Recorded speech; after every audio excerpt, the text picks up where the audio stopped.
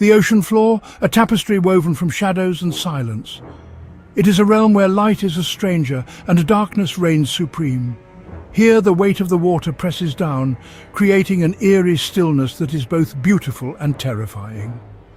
Our submersible, the Nautilus, cut through the endless black, its powerful spotlight a lone beacon in the abyss. The light pierced the darkness, revealing glimpses of the unknown, fleeting shadows that danced just out of reach.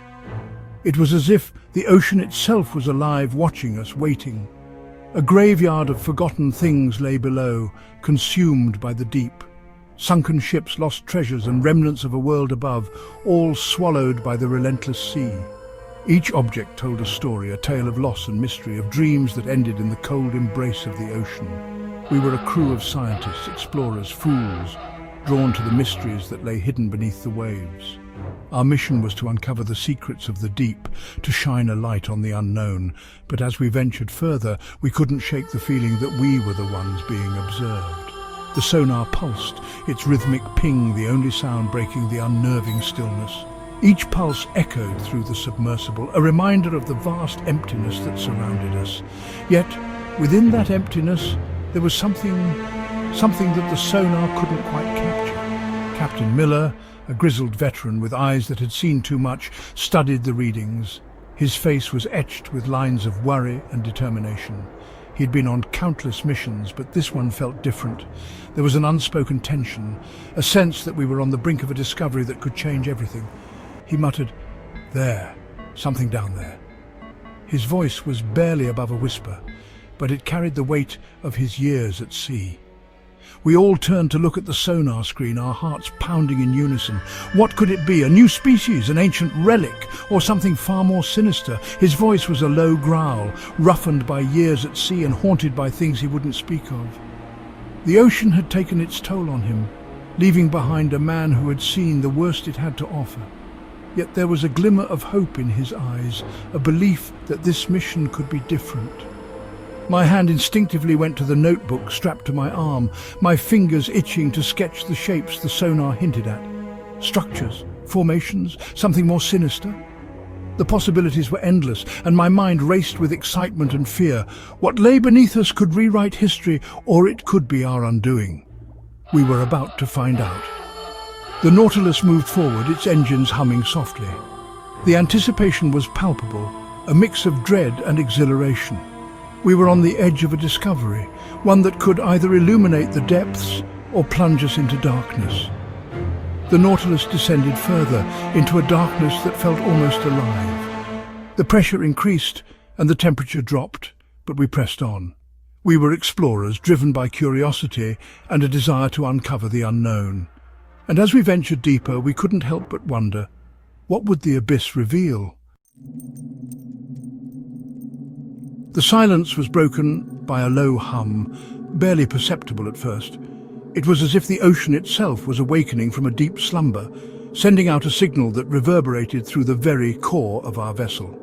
It vibrated through the hull of the submarine, resonating in our teeth and bones, a haunting reminder of the immense pressure and mystery that surrounded us.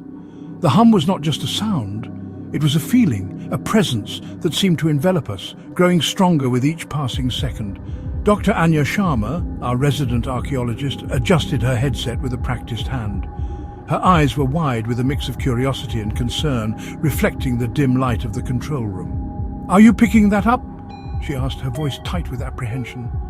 The question hung in the air, heavy with the weight of the unknown. "It's faint," I replied, my own voice strained. "But definitely there. Acoustic anomaly?"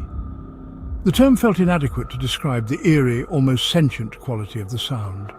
The hum grew stronger, morphing into a series of clicks and whistles that seemed to echo from all directions. It was as if the ocean was trying to communicate with us, using a language we could barely comprehend. It was like the deep itself was speaking, whispering secrets best left undisturbed. The sounds were both mesmerizing and terrifying, a siren call from the abyss. "This is unlike anything I've ever encountered," Dr. Sharma admitted, her brow furrowed in concentration. Her fingers danced over the controls, trying to make sense of the data streaming in. "It's structured, almost like a language." Her words sent a chill through the room. A language? In the depths of the ocean? The implications were staggering. A shiver ran down my spine. The idea that something down here could communicate was both thrilling and terrifying.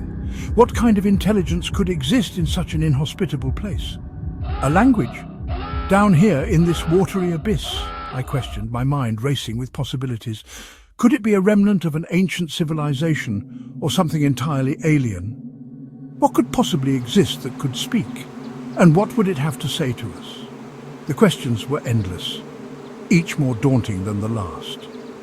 The submarine continued its descent, the hum growing louder, more insistent. It was as if we were being summoned, drawn deeper into the unknown. The pressure outside increased and the temperature dropped, but the hum remained constant, a beacon guiding us through the darkness. We were being drawn deeper, pulled towards something ancient and powerful. The sense of anticipation was palpable, a mix of fear and excitement, something that had slumbered for eons, until now. The realization hit us all at once. We were on the brink of a discovery that could change everything we knew about the ocean and perhaps even our place in the universe. The spotlight pierced the darkness, revealing impossibly huge structures rising from the ocean floor, towers that scraped the belly of the abyss, their surfaces covered in intricate carvings that defied the crushing pressure of the deep. This was no natural formation. This was a city. By Neptune! Captain Miller breathed, his gruff voice barely a whisper. It's magnificent. Even I, a man of science and logic, couldn't help but feel a sense of awe at the sight before us. The city was a testament to a lost civilization, a civilization that had mastered the depths in ways we could only dream of. As we explored, the gliding silently through the ruins, a sense of unease settled over me. The city was too perfect, too pristine. It felt preserved, as if something was watching over it, protecting it. A chill ran down my spine. What had we woken in this silent city? The hum reached a fever pitch as we entered the city's heart, a place long forgotten by time and the world above. The underwater city, with its towering structures and intricate designs, was a marvel of ancient engineering. Each building, though worn by the relentless embrace of the sea, told a story of a civilization that once thrived in these depths. At the center of this submerged metropolis lay a massive plaza dominated by a colossal statue. The statue, standing tall and proud, was a testament to the artistry and craftsmanship of its creators. Its sheer size and presence were overwhelming, casting a long shadow over the plaza. It depicted a humanoid figure, its features eroded by time, yet still radiating an aura of power that sent shivers down our spines. The statue's eyes, though weathered, seemed to follow us, watching our every move with an intensity that was both unnerving and mesmerizing. The intricate carvings on its surface hinted at stories and legends long forgotten. It was then, in the presence of that ancient effigy, that we made our fatal mistake. The air, or rather the water around us, seemed to thicken with an unspoken warning. Yet, driven by curiosity and the promise of discovery, we pressed on, unaware of the consequences that awaited us. Dr. Sharma, her eyes gleaming with scientific fervor, insisted on activating a small, remote-controlled drone to get a closer look at the statue's inscription. Her excitement was palpable, and she spoke of the potential breakthroughs and the knowledge that could be gained from such an ancient relic. We argued against it, a primal fear gripping our hearts, but her enthusiasm was infectious and ultimately we relented.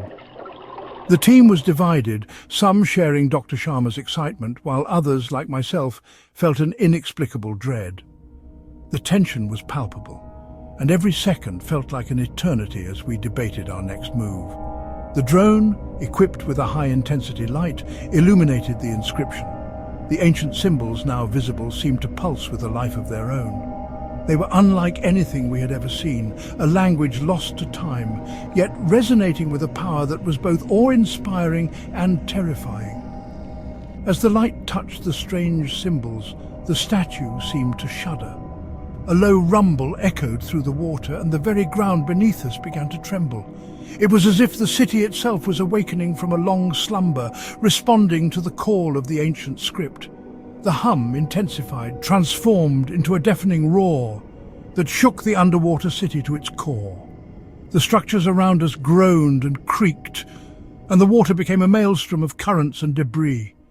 Panic set in as we realized the gravity of our actions.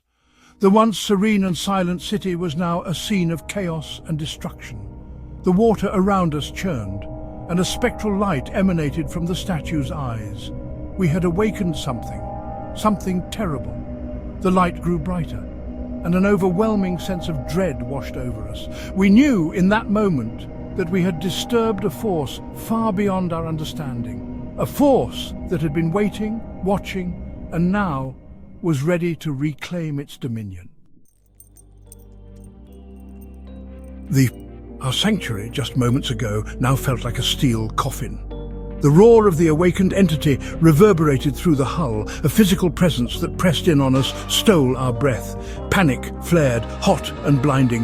"What have we done?" Dr. Sharma cried, her voice cracking under the strain. The lights flickered, casting grotesque shadows that danced on the walls. The instruments, once our lifeline to the world above, sputtered and died, their screens filled with static. We were cut off, alone in the abyss, with whatever we had woken. Captain Miller, his face a mask of grim determination, fought to regain control of the "We need to surface," he roared over the din, his words swallowed by the entity's chilling howl. But even as he spoke, I knew it was too late. We were trapped, ensnared in a nightmare of our own making.